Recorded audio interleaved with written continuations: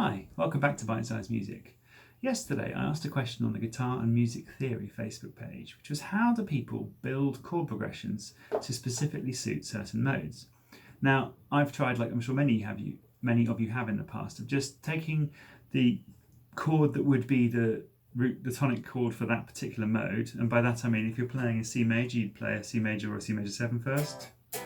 You'd harmonise the major scale to know which chords you can play, so C, D minor, E minor, F, G, A minor, B diminished, B half diminished, whatever, C. And so you'd say, well, for Dorian, I'll start on D minor 7, then I'll just play a few chords around there. Maybe I'll play a D minor 7, then I'll go back to C, and that sort of thing, and there's my Dorian. And it's maybe you'd make it a D minor with a 6.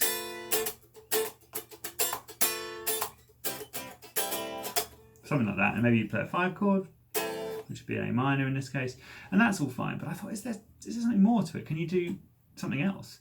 Because I'd seen a Dorian backing track on YouTube, which is playing an E major from E minor Dorian for E Dorian, which I know you can play minor pentatonics over major progressions, and it sounds cool, it sounds very bluesy, but this just blew my mind a bit. So I wondered what else there was, and what on the guys, Tony and Darren, who replied on the Facebook page, pointed me to Frank Gamble, who has this idea that you take any given chord, say any given key, so say it's A major, which is A flat major, which is the example he gives. Find the 4 chord, so in this case D flat major, and the 5 chord, in this case E flat major, and use those triads as your chord progression, but then change the root note to be a pedal tone on the first note of the mode you're playing. So his example is C Phrygian. So you make that a pedal tone root note, and you play the triad underneath it. And listen to this. Oh, it's dissonance. Oh, it makes you want to move on to the C minor 7 you get by putting the C underneath the E flat. So I did a backing track based on this, and I put in a resolution to the tonic just to give us a sense of how the scale would sound if you're back in the major key. So let's have a listen to the backing track. And what I'll do is the point of this video really is to show you how I then, having built that chord progression, how I would write a solo or start to think about a solo. So just to give you that, here's the 3 notes that appear in the E flat major,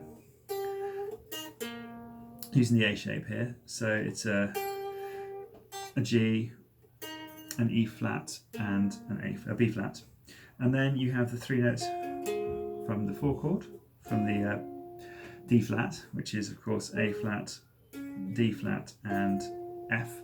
So you're going to kind of play this what I call the Phrygian shape from the major scale. I'm sure you're familiar with it. So it's based around that, and then using these 2 chords for the 2 chords in the progression, and then when I go to the A flat, just use C shape playing the A flat major there. Okay, so this is then how that sounds.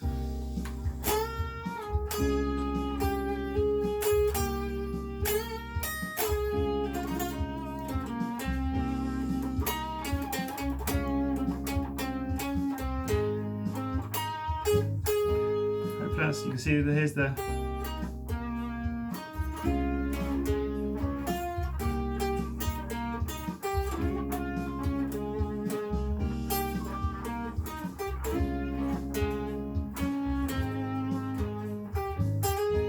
so then you can kind of mess around.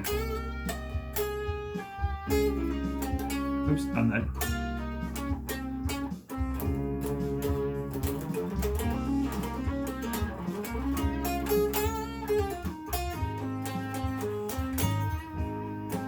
Is it better sounding Phrygian? I don't know.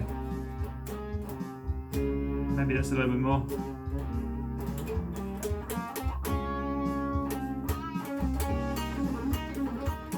That's the 2 critical notes for this move.